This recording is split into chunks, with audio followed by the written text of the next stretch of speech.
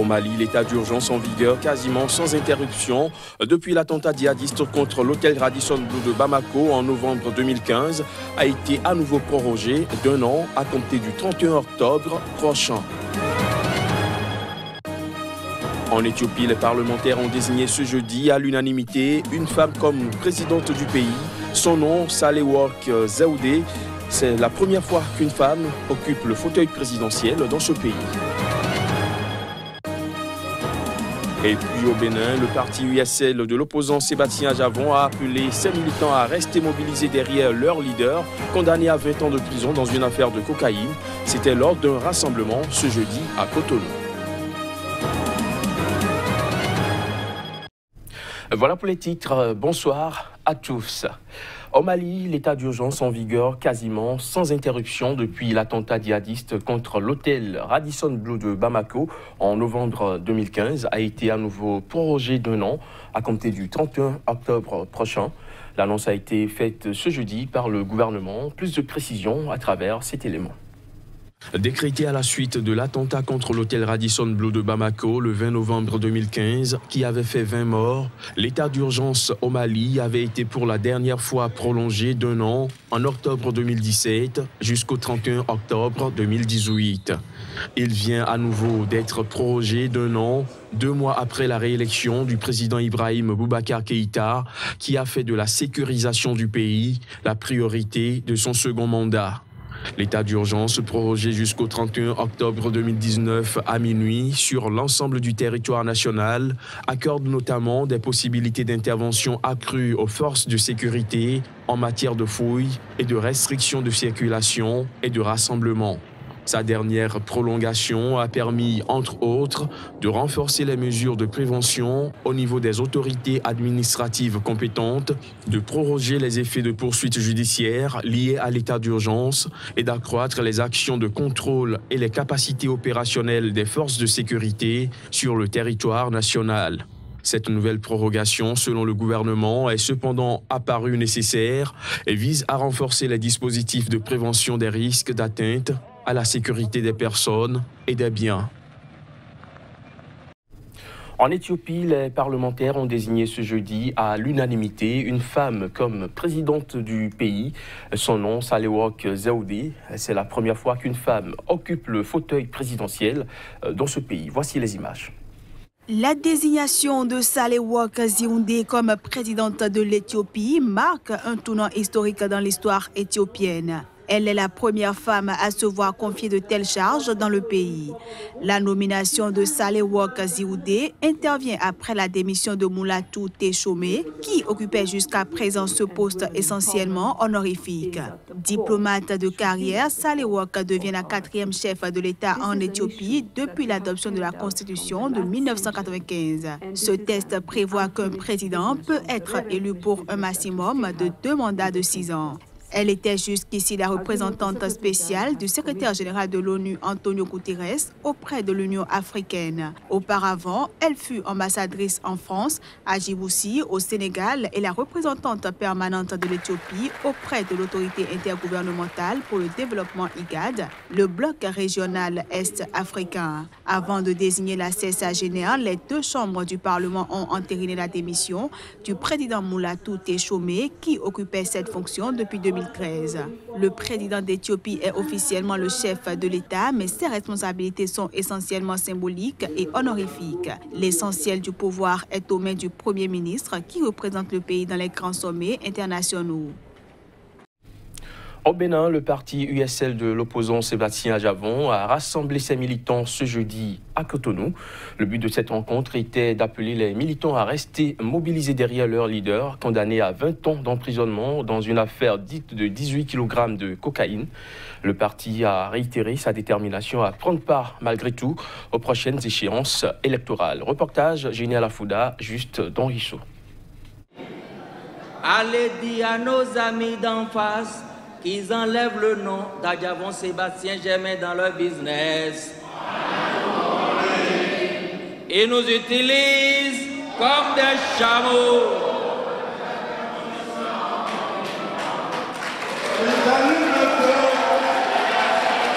Et après, il vient jouer. On a tout compris. L'affaire dite des 18 kg de cocaïne pure dans laquelle l'homme d'affaires béninois a écopé de 20 ans d'emprisonnement et d'une amende de 5 millions de francs CFA continue de faire des vagues. Pour les membres de l'Union sociale libérale, il s'agit d'une mascarade politique visant à persécuter leur leader. La preuve en est qu'après investigation, les juges ont prononcé purement et simplement une relaxe de tous les prévenus le 4 novembre 2016.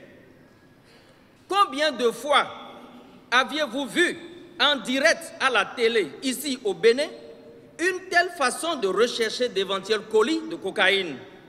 Nous avons choisi de briser la glace et d'oser dire non. Non à tout ce qui se passe depuis le 28 octobre 2016, date de triste mémoire, où le peuple béninois a appris avec stupéfaction cette sordide affaire dite de 18 kg de cocaïne pure. Cette affaire, disais-je, est montée de toutes pièces et cousue de fil blanc.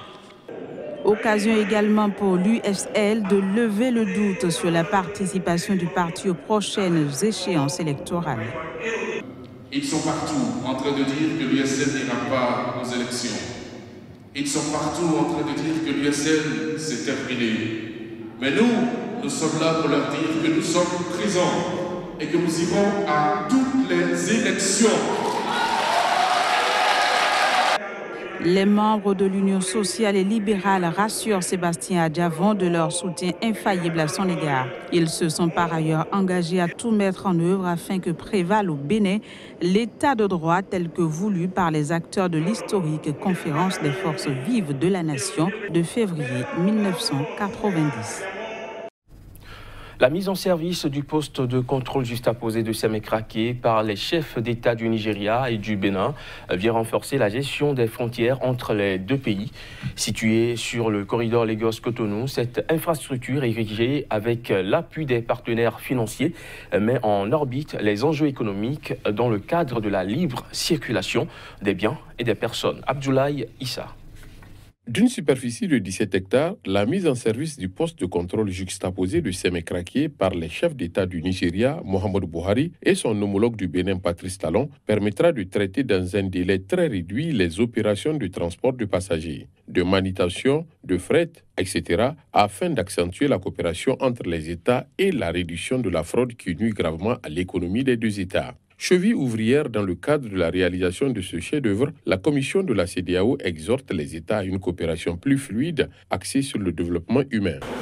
Ce poste de contrôle, d'une superficie d'environ 17 hectares, avec plusieurs buildings entièrement construits ou réhabilités par la commission de la CEDEAO, permettra de traiter dans un lieu unique, conjointement, les opérations de transport, de passagers, de manutention de fret, de transit et d'inspection de bétail.